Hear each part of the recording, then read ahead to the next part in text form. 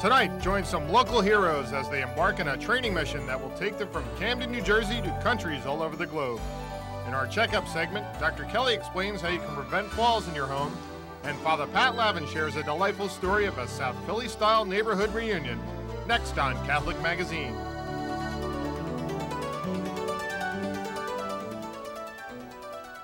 With your window on your world, this is Catholic Magazine. Good evening, everyone. I'm Paul Perillo. Hi, I'm Pat Shelton, and welcome back. On tonight's program, new territory is being forged as Catholic churches in the Archdiocese of Philadelphia are asked to raise some money for the United Negro College Fund. And you know, falling can be pretty serious for an adult. Kids just bounce and keep going, but with us, it can be a very, very serious matter. And Dr. John Kelly is with us tonight to tell us how to avoid falling. Father Pat Lavin will be with us. But first, do you know anybody in the Peace Corps? I do. My brother and several of his college friends joined back in the 60s. But is it still going on? I'm happy to report, yes. The Catholic Magazine crew traveled to Rutgers University to observe some Peace Corps volunteers in training. The Peace Corps. It's the toughest job you'll ever love. This familiar phrase will be a reminder to the graduate students of Rutgers University in Camden, New Jersey, as they prepare to leave the United States for third world destinations. Peace Corps volunteers have been sharing their skills and energies with people in the developing world since 1961. President John F. Kennedy established the organization by executive order, and over 130,000 people have volunteered for overseas duty at the request of host countries. I joined the Peace Corps because I wanted to get a bigger perspective on just issues and things, because I have this sense that we're all interconnected and everybody really has an effect on everybody else. And that maybe sounds sort of elementary, but through my experience working with kids and seeing how the way that they're raised has an effect on how the adults that they become or the young people that they become, and in turn affects the kind of communities and societies and things that we have. The Rutgers grad students will help people in the third world, and eventually in the United States, learn new ways to fight hunger, disease, poverty, and the lack of opportunity. All of the grad students agree that the Peace Corps experience will change their lives forever. The significance of the Public Policy Peace Corps program at Rutgers University is at least twofold, and I say that because I think it has significance for Rutgers University and for the Molina School.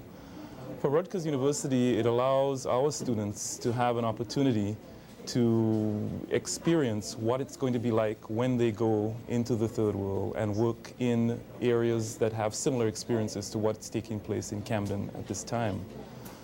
Additionally, of course, it allows our university to become more involved in the immediate community here in Camden, a need that I think is apparent because of the fact of the needs of the city of Camden and the ability of Rutgers University to supply those needs through skilled, motivated students. Here in the United States, training often includes an urban setting, a situation not too different from what volunteers will experience. The Rafael Cordero Molina Elementary School, located in Camden, New Jersey, is the site where the grad students will learn the basics. I think one of the positive outcomes of the Homework Center program with Rutgers has been that the children's attitudes about homework has changed, and it has to do with that getting that support mechanism, that extra help, and the reinforcement through the help from other people. I think it also has allowed Rutgers to Rutgers through its students to see how the school works. Rutgers is an institution that is here in our community, and this school not only takes in a project like the Rutgers graduate students, but we also take in on an average of 18 to 20 practicum students, student teachers. So we have other projects that we are doing on an ongoing basis with Rutgers, but this one was unique in the way it was tied in. But it has certainly brought about some positive results. The children are children that never got homework done are now getting homework done. They feel good about themselves academically. They may not be at the top of the academic ladder, but they're certainly starting to see some progress and results. I think that the program means a lot to the students because it gives them an opportunity to go someplace after school, interact with teachers, interact with fellow classmates. We give them something to eat, they can play games, generally have a good time in a safe environment. I know a lot of these parents, when their kids don't show up in 15 minutes, they're on the phone. There are also a lot of parents that are outside of school to pick their kids up. And given what goes on in the neighborhood, I can understand that, because if I lived here, I would certainly be up here and be concerned about where my child is. A lot of times these kids have to go home, they're not allowed out.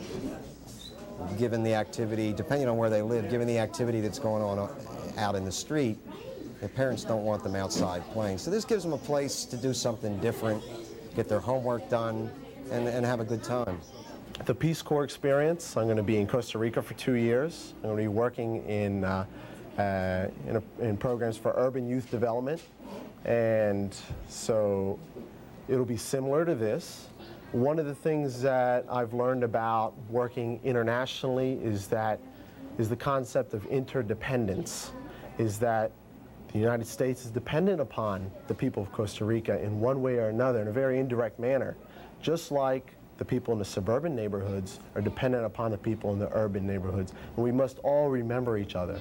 And the main thing that I'm going to gain, just as I gained here, is the ability to learn exactly what they're dependent on and what those needs are, and why we have to give a little bit of our time to help the children for our own future. The Peace Corps needs men and women with dozens of different skills. 3 to 5 years of work experience and/or a college degree are required as a serious commitment to help. The agency remains a steady symbol of how America cares, people to people.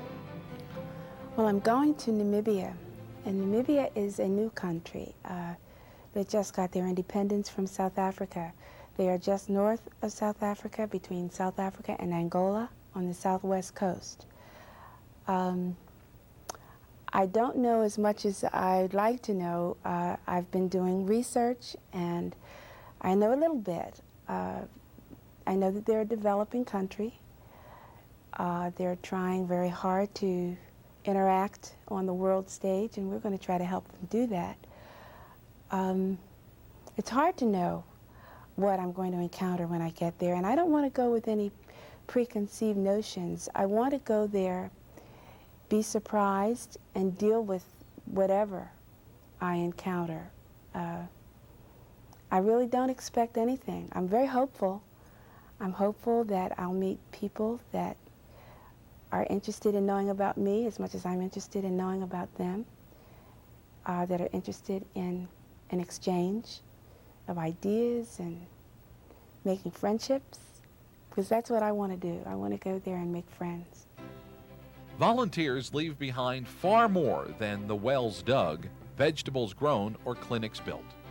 They leave the local people with a better sense of how to make the most of their resources and how to effect change themselves.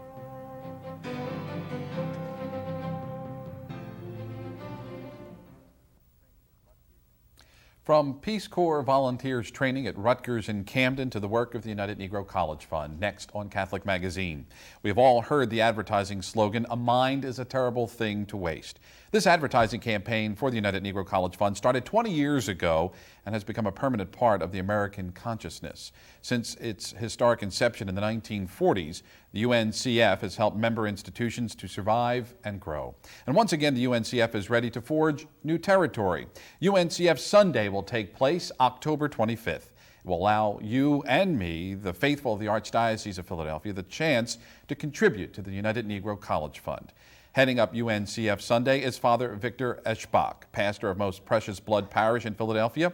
Father is also a member of the Interfaith Council. Father, welcome to our program. Thank you very much for having me. How did you get involved with UNCF Sunday?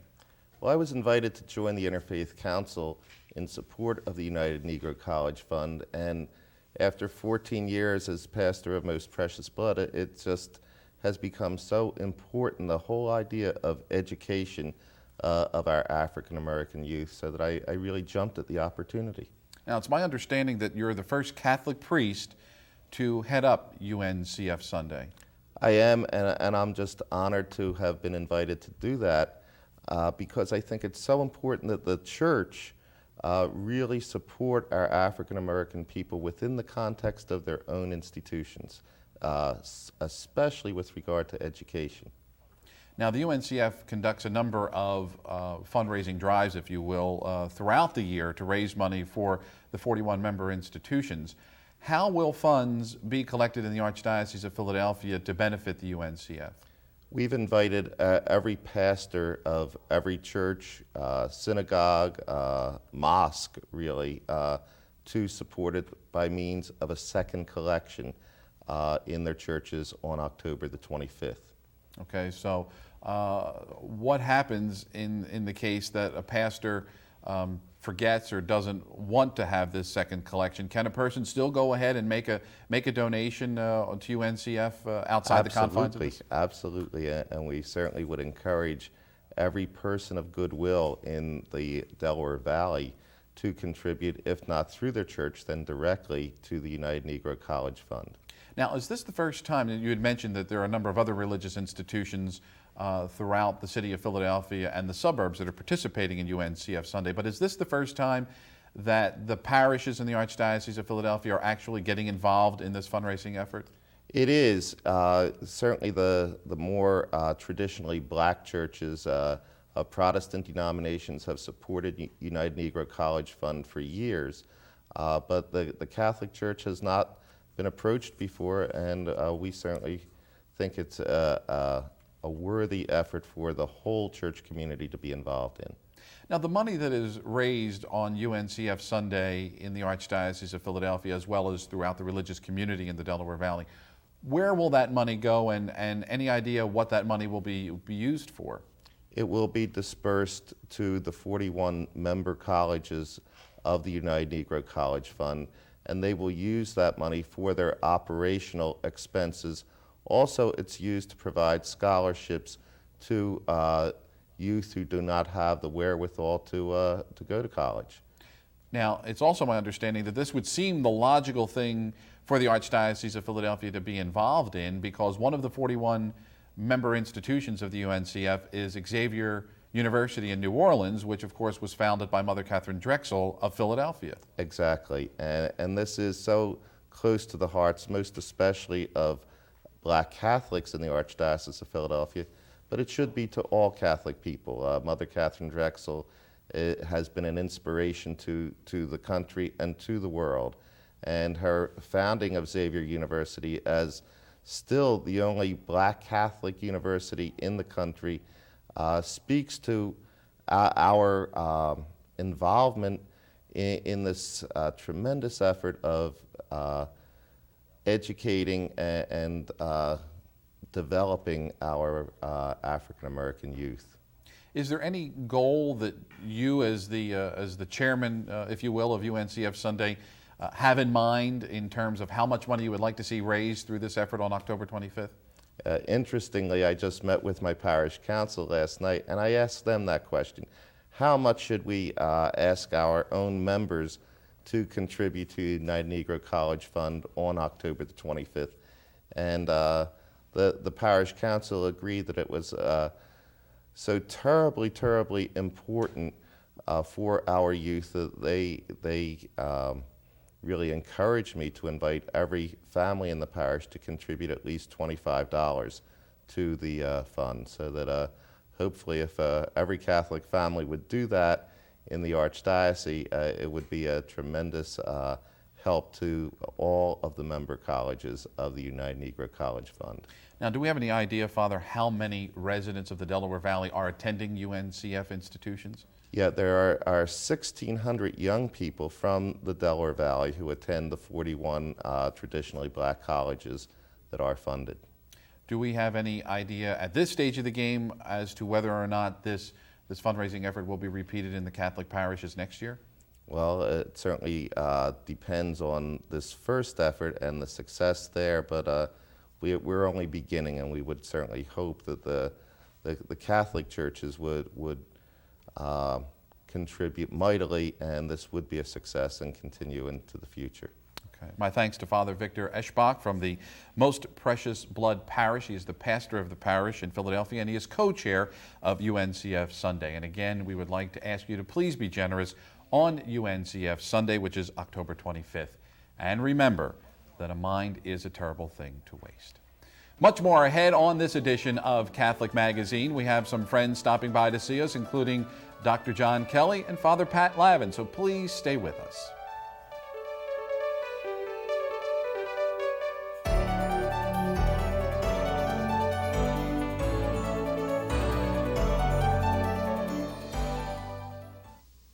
The Christian is certainly called to pray with others, but he must also enter into his room to pray to the Father in secret.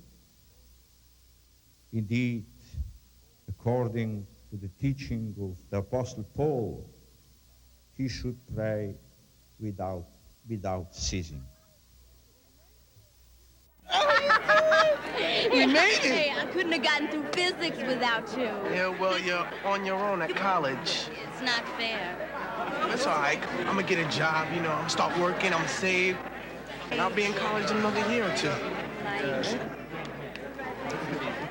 So, what do you have planned, Mike? I think I'm gonna go home and make a sandwich. It's okay. Support the United Negro College Fund. A mind is a terrible thing to waste. Good news in Catholic education is the theme for the 1992 Catholic Standard and Time Student Subscription Drive. By ordering a subscription to the Standard, you'll be giving a young person an opportunity to receive scholarship money for their education. Order the Catholic Standard and Times today from your favorite Catholic school student, or call the Standard at 587-3660 for subscription information and for the good news. We welcome your comments, suggestions, and donations and encourage you to write us at Catholic Magazine, St. Charles Seminary, 1000 East Wynwood Road, Overbrook, PA, 19096, or call us during regular business hours at 668-9842.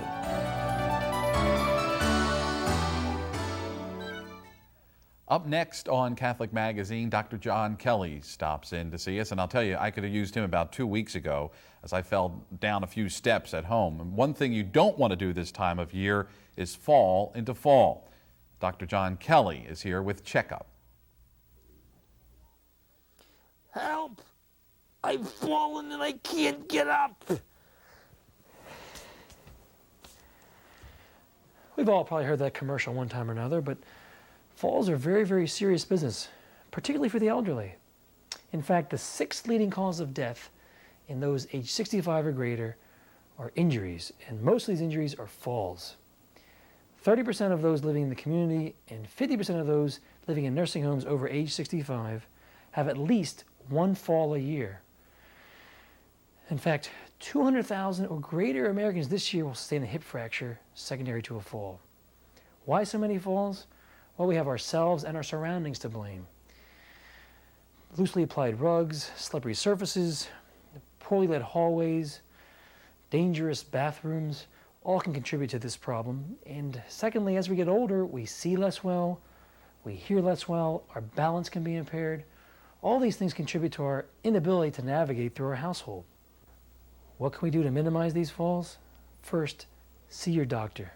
He or she can do a thorough physical examination to detect signs of hearing loss, check your vision accurately, look for signs of diminished alertness or loss of balance. All these things can contribute to falls. Secondly, your blood pressure should be taken both sitting, standing, and lying down. Some patients, particularly elderly, experience a sudden drop of blood pressure when arising suddenly. This can lead to lightheadedness, which in turn can lead to falls. If any of these things are found on examination, your doctor can do much to lessen their effects upon your health.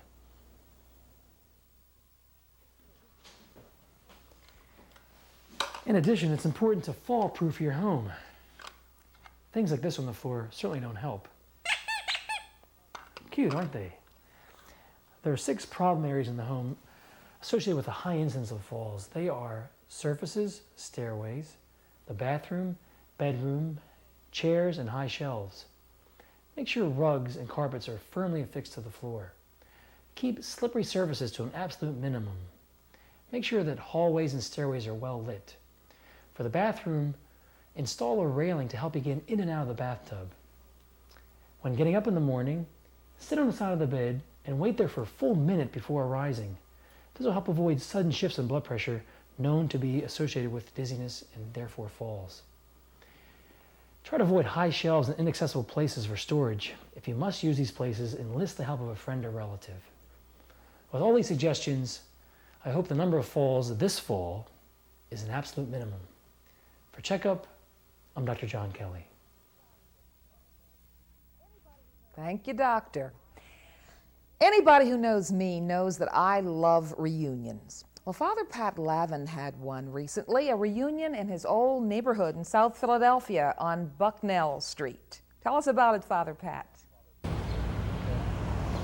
Hi, I'm Father Pat Lavin, and thank you for welcoming me into your home again this season. The summer has come, and definitely the heat hasn't left us yet. And I had a reunion. The whole crowd of us, all the guys and the girls that grew up on this street called Bucknell in South Philadelphia, went to Wildwood, the great and glorious Wildwoods. It's the first time I'd been there since I was a teenager. And the reunion started off with my cousin Jim Gannon and his wife Nancy Kane, Margie Cressman, and Jim Schicklin. Everybody lived on this street. Sooner or later, the rest of the crowd gathered along with my brother Joe and my cousin Mo Gannon. Mo, poor Mo, he hated that nickname. His real name's John, but everybody in those days had a nickname. We also gathered with a woman by the name of Dot Cusick and her sister Mary. Dot and Mary were so much alike, as Mary describes them, that Dot is the Grace Kelly of the family, and she's the Whoopi Goldberg, a very picturesque example. Born on Bucknell Street and hanging out here at Smith Playground at 24th and Snyder, we found that the reunion after 25, 35 years was really a huge success.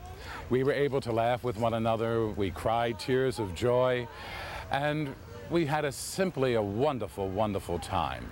We talked about the simple games that we played, games that didn't cost anything.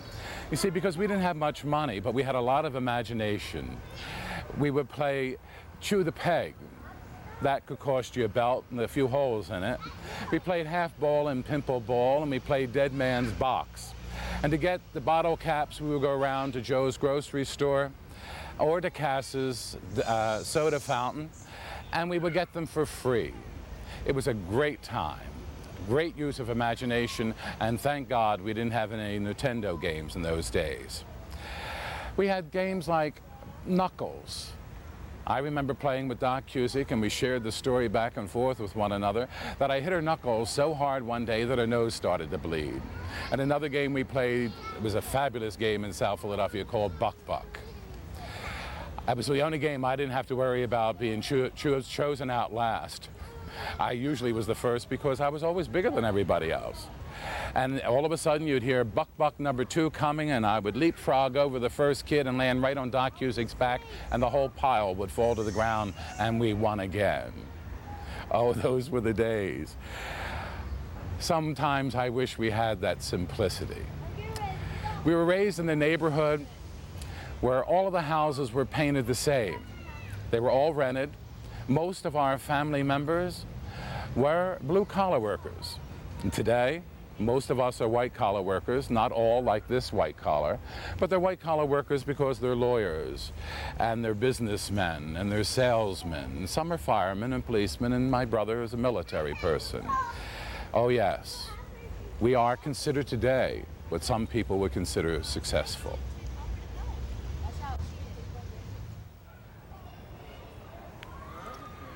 Oh, we laughed and we danced and we ate potato salad, sandwiches on saltines like we did at the block parties in the street. They used to call them 2 centers, and if you were lucky, you got a penny inside back, but you had to be careful in eating them, that's for sure. My cousin, Jimmy, bought us all hats. Bucknell University. And you know what? That's what it was. I'm firmly convinced that this hat should be hung on the wall next to my college degree and my master's degree, because growing up on Bucknell Street was a very, very good education, possibly a better education than I got in my college classrooms or university classrooms and the rest of the guys and the girls together too, because there we learned a heck of a lot of how to be human, how to be kind, and how to laugh, and how to make fun of oneself and laugh with people the rest of the day. It was a great experience.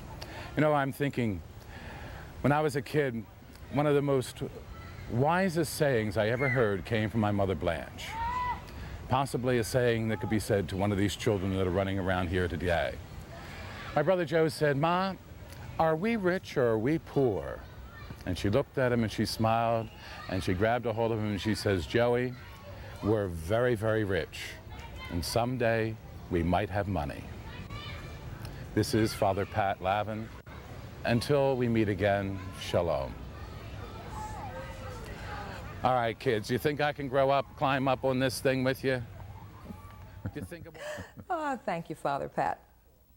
We'd like to thank the Peace Corps for the additional footage used in our feature, Instruments of Peace. And I have one announcement. If your parish does not conduct a United Negro College Fund collection on October 25th, you may make a donation directly to the fund. Call us here at Catholic Magazine in area code 215 at 668-9842 for mailing information. That was a good interview you did with Father Victor, Paul. Yes, and again, that is October 25th, and give until you can and until it hurts, because as we've said so often, a mind is a terrible thing to waste. Yeah, $25 they'll buy for a casino trip, right? Mm-hmm. Better use, write a check to the College Fund.